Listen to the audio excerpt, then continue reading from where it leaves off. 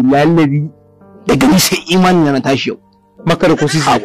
amma kamar dan doka a ce baka da kuɗi a wannan garin. To malam Adamu banda abunka ka gani nan daga lungu sai sako nake bi nake kama mutane.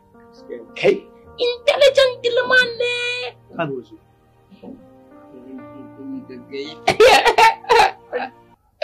Allah na mai halaji ya wai asali ne rai.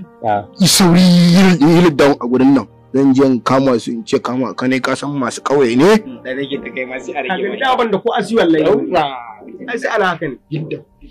yawa dan rigima kenan dan yin ko ba soja ba dan sanda ba komai amma ka dauke rigima ka jala kan ka sai falafalan kunnuwa kai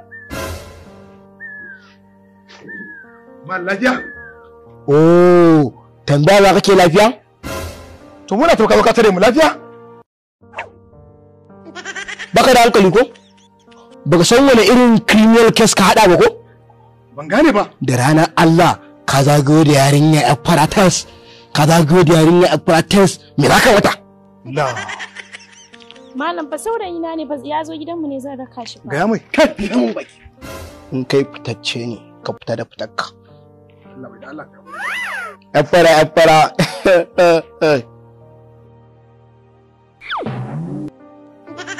je ka san kalli don ka jira ta kai ajiya jayi a fara kuna yi yan iska ko ke ma ki je can gaba ina jiran ki jira ni wannan zuwa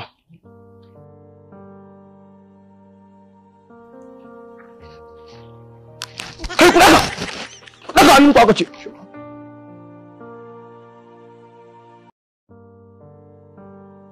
wani kene ga an zo ajika nan me kai ai nake ga ma da gana nan kaza na sato aka wannan kaza mu kun baran kaji ne kana gani baka sani ban gama tun daga bukon dore zaka je ka tambaya sai an gama mu gun baran kaji ne mu ku ga mun biyarin da gaske aurar ta gani su kuma wannan yake gani mun banda gala ba abin da suka iya wallahi iska ne yanzu dai ke dai na san baki da kosisi ko